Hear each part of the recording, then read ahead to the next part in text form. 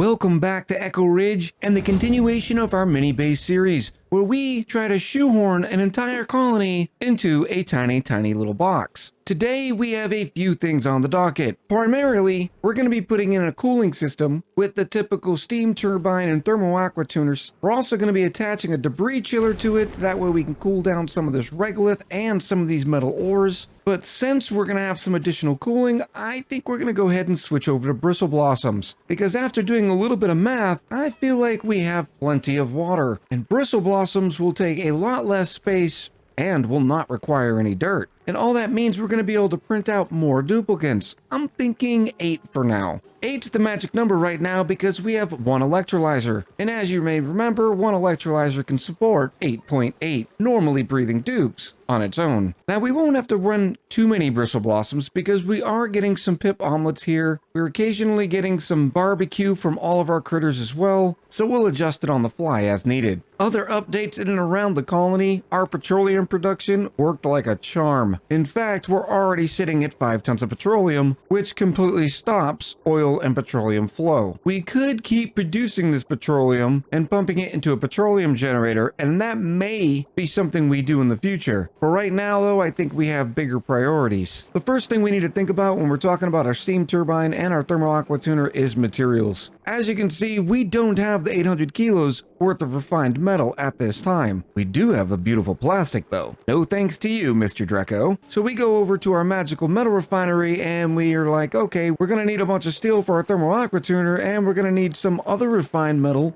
for our steam turbine. Well, right now we only have 200 kilos worth of steel, thanks to all the steel that we had to use in here. So that's gonna take a little while. But as for the steam turbine, we have a few options. We have copper ore, but we only have 600 kilos left.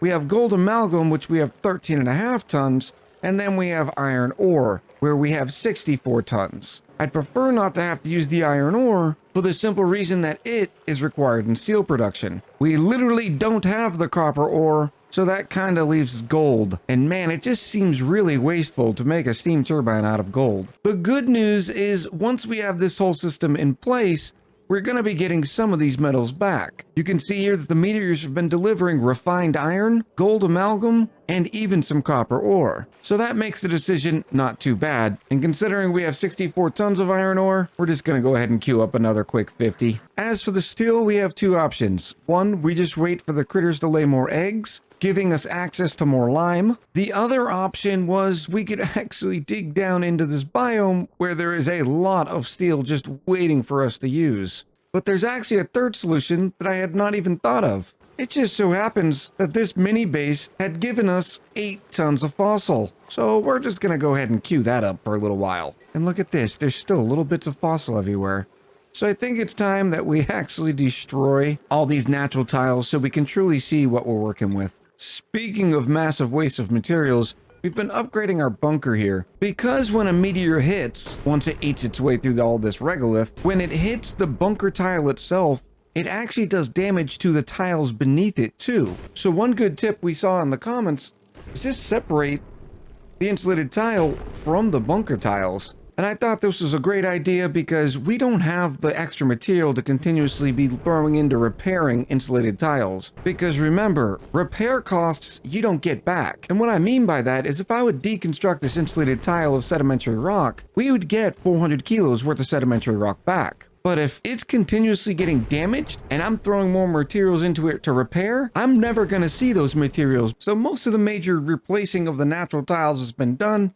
Now we just got some messes to pick up and we'll get around to that as soon as possible. In starting to look at the fact that we want to put 8 duplicants in this colony, I'm starting to look at barracks again, because this is only enough room for 6 duplicants. But then I remembered the last update added a couple more bedroom types. Now we have the barracks with a +1 morale, a luxury barracks with a +2 morale, and then private bedrooms with +3 morale. The private bedroom requires 2 decor items and it must be 4 tiles high. So I don't think private bedrooms are on the docket for this colony. But I do kind of like the idea of a luxury barracks. While it also has a minimum height of 4 tiles, we won't be wasting so much extra space by individually sectioning off each room. And it also means that we would need some comfy beds. Now, what a lot of people don't realize is there's an actual difference between a comfy bed and a standard cot. A comfy bed gives you plus 200% stamina per cycle,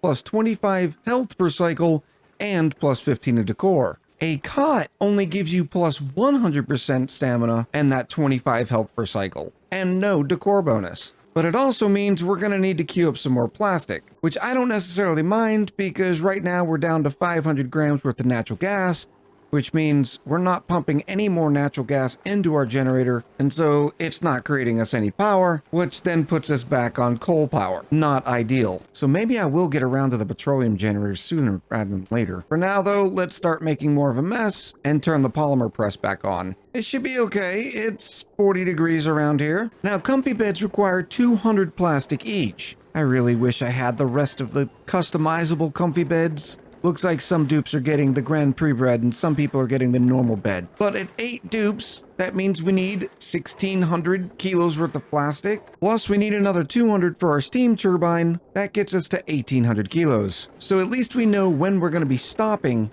plastic production, because sooner would be better than later. The oxygen over here is already up to 80 degrees. Speaking of which, I started noticing all the mealwoods and the tree were overheating a little bit. Well, as luck would have it, the abyssalite finally broke here, so it's heating up all of these bunker tiles. Unfortunately, it's 180 degrees over here, which means some dupes are going to be getting scalded. We're going to go ahead and put a priority in this. Now, this is not as good as the other system because there'll be an environment in here. We don't have the time to get all cutesy. We just need to seal up the heat before it starts becoming a bigger problem than it already is. And we're also just going to cross our fingers and hope that duplicants don't get stuck in this process. The scaldings will continue until the work is done. I don't know what to tell you. I should probably put down a triage cot though, because Eric here looks like he's about to take one for the team. Sorry about that, buddy. Remember where I was talking about how cool this system was because it was going to be vacuum insulated? Well, some duplicant deconstructed the wrong tile, so that's out of the question now. And the great news is these bunker tiles have been sitting on this heat for longer, so they're even warmer. We're talking 275 degrees now. So I was all keen on the luxury barracks, and then I started trying to place all the comfy beds. And the problem is comfy beds literally take up twice as much space as a standard cot. We can't put them here because this is where our steam turbine and debris chiller system is going to go. We can't put them over here because, well, eventually there's going to be a giant petroleum rocket in its way. So we're sort of already running out of space. But then I got the idea of smashing them all in up here. Now I know what you're thinking. Echo, you said it had to be 4 tiles high. Ah, yes. The room does have to be 4 tiles high, but not the entire room. In the midst of everybody getting scalded, we have found another duplicant that is perfect for this colony. This Gossman here is a building, ranching, suit-wearing expert who's uncultured and handy. Their only negative is they're a little bit biohazardous. Welcome to the colony, Carol. We're trying to put in some ice temperature shift plates in order to cool this place down. Unfortunately, we don't have much health left with some of the dupes. Carol, you seem awfully fresh and raring to go. Would you mind going to build some ice temperature shift plates? Appreciate it. What a team player. And here we have 2 luxury bedrooms. One we just call the normal comfy bedroom. The other is the race car room. Now, I didn't decide who was going to get the race car room. The duplicants did. They pulled straws. I don't know. Maybe some of the duplicants don't like race cars. But the way we pulled this off is just making sure that the ladder rung here was larger than 4 tiles. Once you do that, the room then has a minimum height of 4 tiles. You add a decor item and boom, luxury barracks worth +2 morale. So now our duplicants are going to get better sleep, more morale, although it did take us a little bit of space. And for those wondering, it was Carol, Jason, Angry Forest, and Kudwati who ended up with these standard comfy beds. Now we really need to get working on this, because we're up against a couple of problems. First, all of the mealwood is entirely too hot. Second, so is the arbor trees. And because of that, it means the pips aren't going to be able to eat the branches because the branches aren't going to be growing. Luckily, there's some wild planted branches down here, and they seem to be doing okay, which is help keeping the pips fed. But at the minimum, the mealwood production is out the window. So we definitely need to get some cooling in this colony. Now, we did stop plastic production, but it's still a little over 60 degrees in here. Yeah, look, mistakes were made. Maybe we didn't need a bunch of race car beds in this colony. So as predicted, we're down to 8,000 calories. So I think we're gonna cull some of these extra Drecos here. That'll give us another half cycle's worth of food, and we have 3 Drecos in reserve, so we should be okay for now. I don't want to call this hatch because it's our only wild hatch. We have this sage hatch, but it's a little difficult going from sage back down to a regular hatchling while they're eating dirt. I'm going to be keeping an eye on the calorie count, but we are up over 2 tons of steel, so we are ready to get started. Let me come up with a basic design and I'll give you an update in a few minutes. Here's the basics of our roadmap. You'll notice that we moved the ladder over by a couple of positions.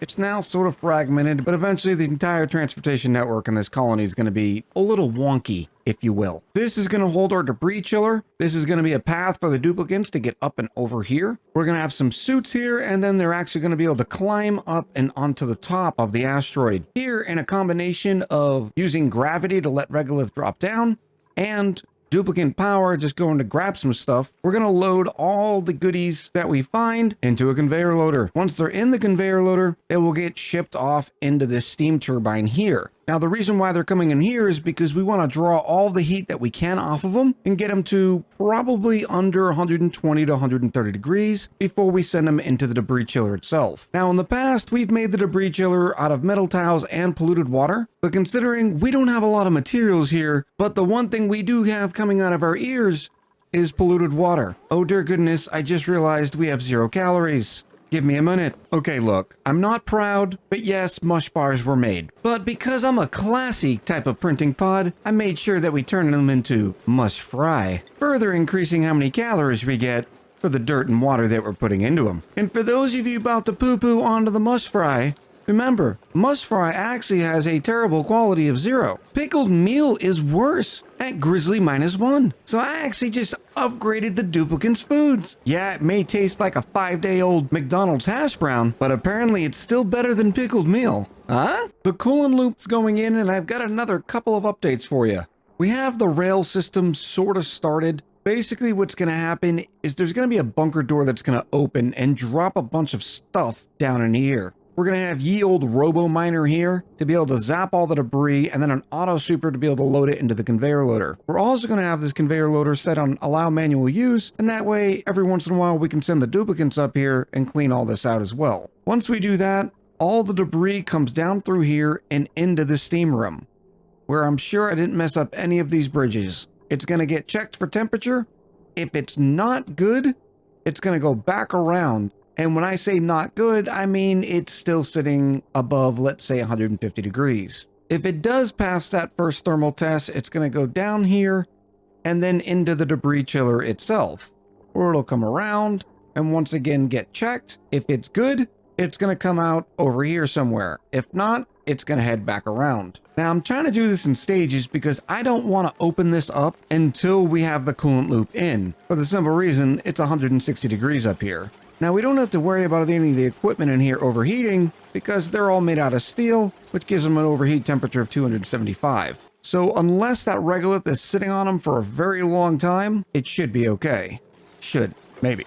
We'll see. You also may have noticed the fact that we have a thermal regulator and a thermal aqua tuner in here. And the reason why is because we're future-proofing ourselves, adding the thermal regulator, knowing that one day we're going to be able to build a kitchen and we're going to use it to create the deep freezer. With hopefully this done, I believe I'm ready to seal it up. We're going to add a layer of salt water and then a layer of water, hoping that salt water is indeed not heavier than polluted water, but chances are I am not remembering that fact correctly, and we should have put the salt water in first. We'll see. Everything else in there looks decent. There's the liquids, here's the gases, and then the automation. Now, we'll be able to tell which one's heavier because as soon as the salt water hits, if it spreads out around the top, that means it's lighter than the polluted water. If it sinks right down in their middle, like it just did, that means it's heavier than the polluted water. Oh boy, here we go. Now, the best way to solve this is to get in there and take all the polluted water out. Considering I just noticed that we have some debris in here, I think that's what we're going to do. I think the best way to empty this is just to remove the floor and then just start mopping. Lucky enough, we have a bunch of idle dupes, so they'll be available to mop immediately.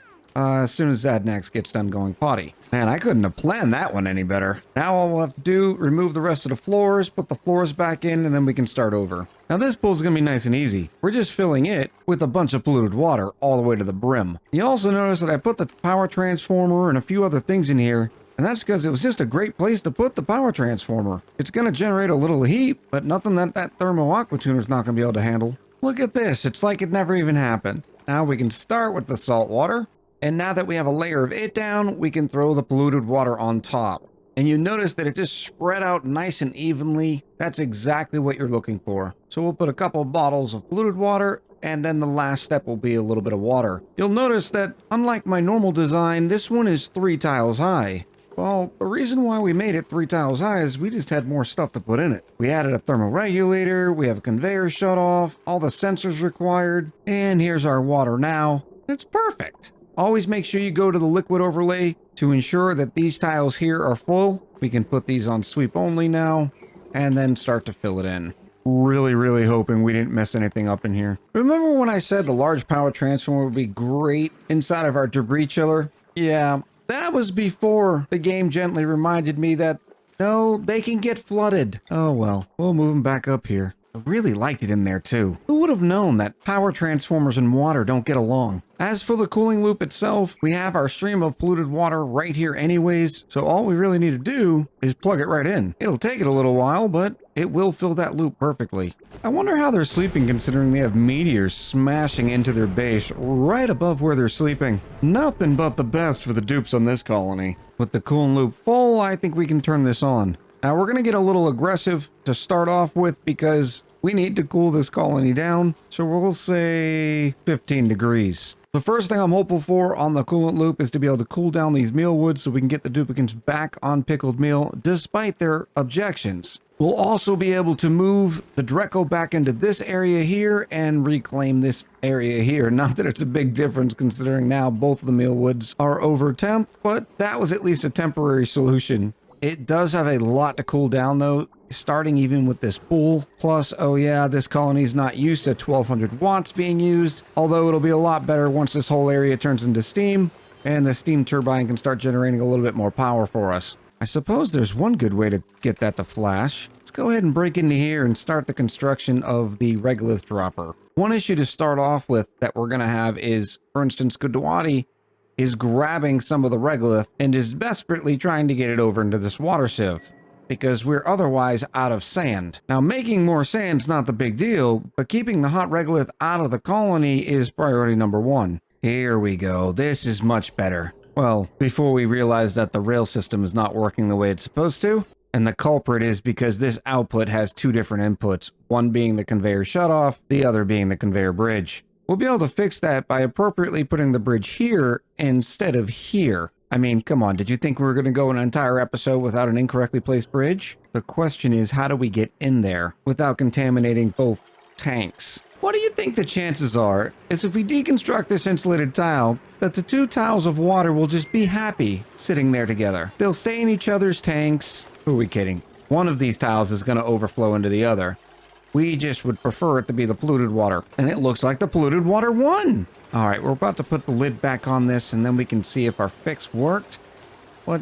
I'm pretty sure it did. Here's the regolith coming in and going to the correct spot. Oh, beautiful. Some of the pieces do get out, and it's because we have the thermal sensor set on 150 degrees.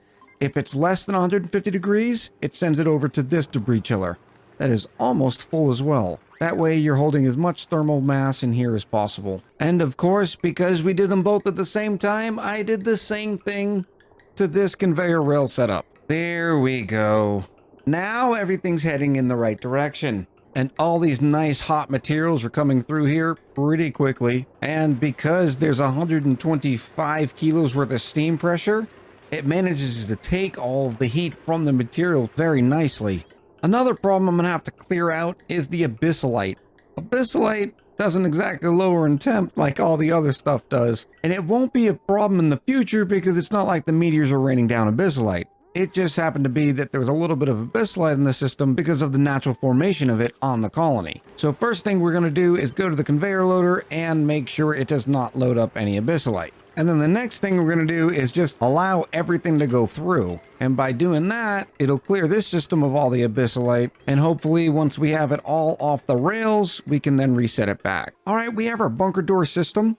And we also have it connected to a timer sensor and a signal switch. This way, anytime I want to open the bunker door, I can do it manually, or right now we have it opening once per cycle for 60 seconds. Just to show you how it works, we'll turn the signal switch on and open the door up. Once it finishes opening, all of this regolith and anything else up here will drop down, in which our robo miner will then kick in and start getting rid of all the tiles. From there, the auto sweeper picks it up and throws it in the conveyor loader. Now we're having some minor overheat damages, and I think I can fix that by just putting the auto sweeper like this, so it's less of a chance that it'll be sitting in these tiles. But let me go ahead and close this bunker door while there's a meteor shower going on. Eventually, we'll have the automation set up to where if there is a meteor shower going on, it will not allow the bunker door to open. But that's going to have to wait until we get all the way up to space scanning before we'll be able to detect the meteors coming in from space. For now, though, the system's working decent. By the way, in case you were wondering, we already have access to 123 tons of regolith. Sand is no longer an issue. It's still a little bit more manual than I'd like, but a little bit more research, and we give the cooling loop enough time to cool everything down, and we'll be right as rain. Speaking of which, the coolant's down to about 26 degrees, and it's coming back in at around 40. We have the cooling loop open air cooling this area here, so any of the heat that comes out through here is going to be stopped in its tracks. We also have loaded this entire area with a bunch of insulated tiles, so the heat literally has to go past the cooling loop and then back through this chamber here in order to make it into our base. Not that it's going to matter, because here shortly, the cooling loop and the thermal aqua tuner is going to take control of all of our thermal issues. And then I think we're almost ready for space. Although I'd like to get a petroleum generator in. Where I'm going to put it, I don't know yet. Well, I hope you enjoyed this episode, despite all of our bridge-facing issues. And I'm looking forward to hearing what you have to say about it in the comments below. So until next time, I'll talk to you soon.